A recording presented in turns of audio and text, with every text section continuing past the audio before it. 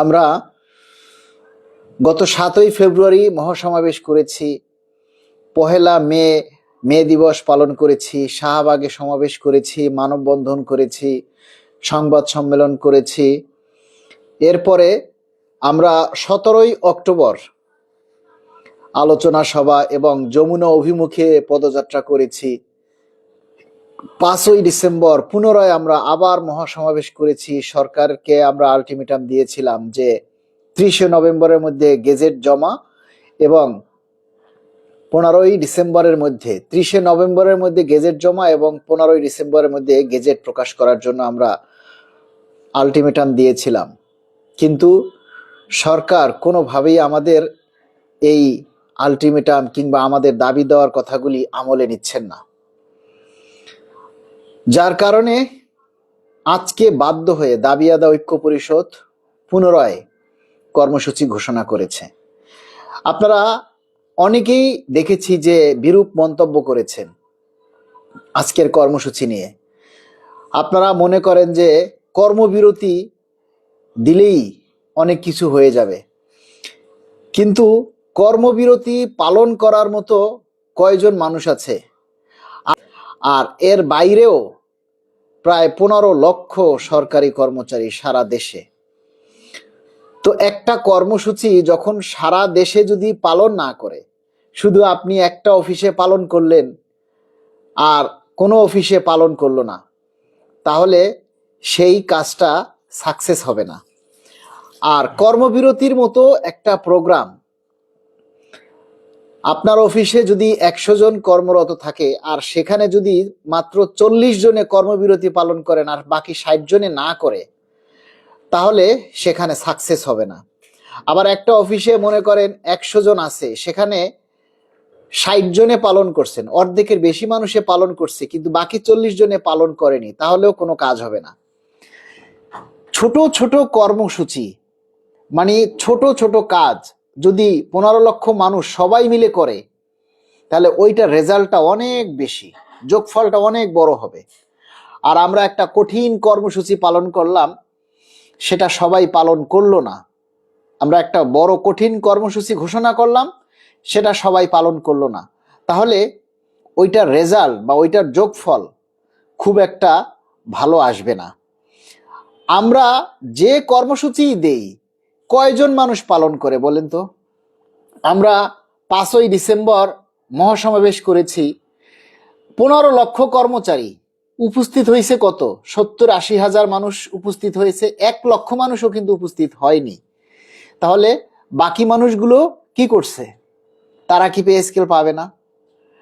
এখন বাকি মানুষগুলোর দায়িত্ব কি এই বাকি যারা উপস্থিত হয়েছে তারাই নেবে? এভাবেই আপনারা চিন্তা করবেন যে যে কোনো কর্মসূচি হোক, যেটা যেটা ছোট হোক বড় হোক, যে কর্মসূচিটাই দেয়া হয়েছে, এই কর্মসূচিটাই যদি সারা দেশের প্রতিটা জেলা উপজেলায় পালন করে, তাহলে এইটার রেজাল্টই অনেক ভয়াবহ হবে। আগামী 2 জুন অর্থাৎ আগামী শুক্রবার সকাল 9:30 থেকে 12:30 পর্যন্ত প্রতীকী অনশন। এই অনশন কাজটা, প্রতীকী অনশনটা আগে বুঝতে হবে। প্রতীকী অনশন হচ্ছে একটা নির্দিষ্ট সময়ের জন্য আমরা না খেয়ে থাকবো এবং এটাকে বলে একটা প্রতিবাদ জানানো, আমাদের দাবি বাস্তবায়ন করার লক্ষ্যে। এই প্রতীকী অনশন 3.5 ঘন্টা বা 3 ঘন্টা যে প্রতীকী অনশন, সকাল 9:30 থেকে 12:30 পর্যন্ত বাংলাদেশের প্রতিটি জেলা উপজেলায় যে প্রেস ক্লাব রয়েছে, প্রতিটি জেলায় এবং প্রতিটি উপজেলায় কিন্তু প্রেস ক্লাব রয়েছে।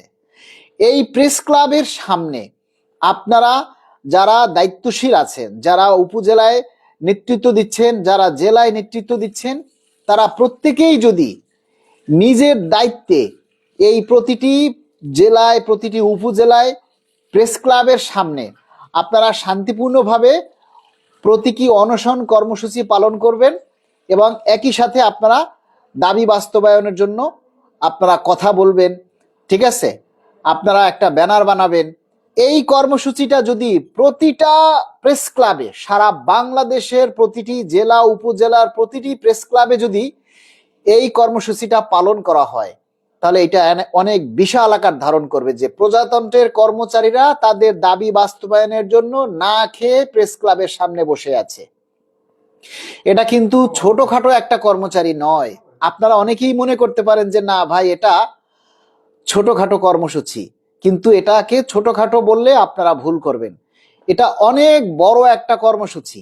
দাবি বাস্তবায়নের জন্য আমি না খেয়ে থাকলাম, অনশন করলাম, কিন্তু এই কর্মসূচিটা যদি আপনারা সবাই না করেন, এক জায়গায় 2 জায়গায় বা 5 জায়গায় করেন, তাতে কোনো কাজ হবে না। প্রতিটা প্রেস ক্লাবে এই প্রোগ্রামগুলি আপনাদেরকে করতে হবে।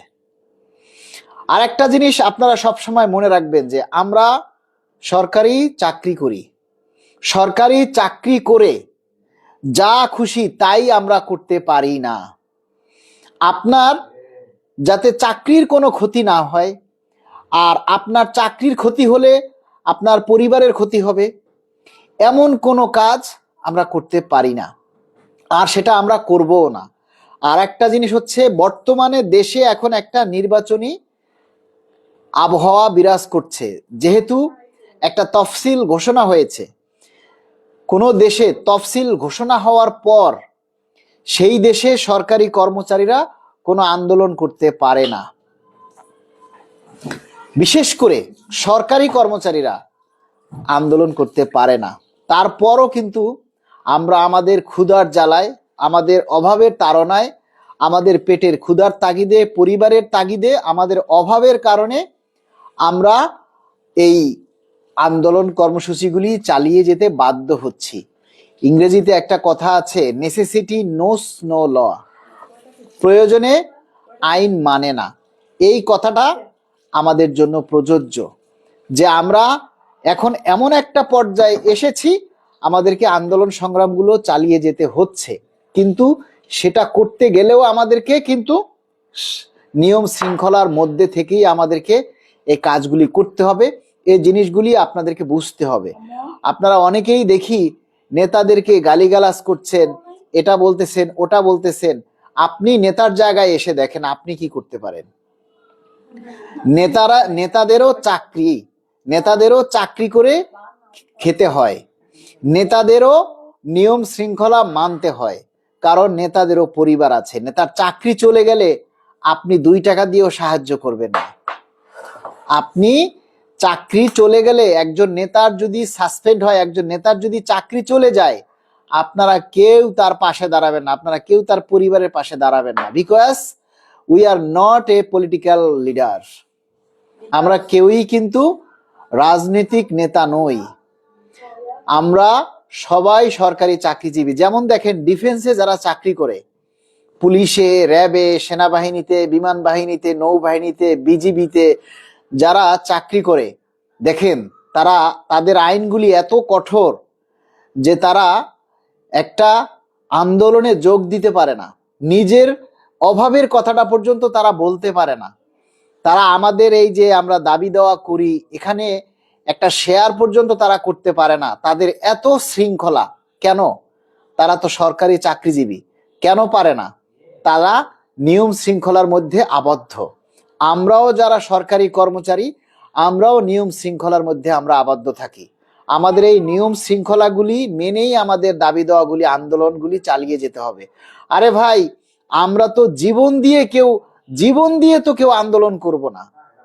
আমি আপনাদের দাবির কথাগুলি তুলে ধরতে গিয়ে, আপনারা সবাই জানেন যে আমি আপনাদের দাবির কথাগুলি তুলে ধরতে গিয়ে আমার শত্রু তৈরি হয়েছে, এবং সেই শত্রুতার জের হিসাবে আমার নামে একটা মিথ্যা ষড়যন্ত্র হয়েছে, যে মিথ্যা ষড়যন্ত্রের কারণে আমাকে সাসপেন্ড করা হয়েছিল। তখন আপনারা কি করেছেন?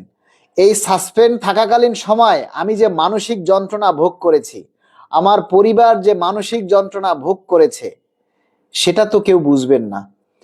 আর আমার এই সাসপেনশন উড্ড করার জন্য কেউ কিন্তু এগিয়ে আসেনি, কোনো সংগঠন এগিয়ে আসেনি। আপনি একটা কঠিন কর্মসূচি পালন করতে গিয়ে আজকে যদি আপনি আইনের আওতায় এসে যান, আপনি যদি গ্রেপ্তার হন, তখন ভাই কেউ আপনার পাশে দাঁড়াবে না। শুধু মুখে বললেই হয় না, it is easy to say but difficult to do.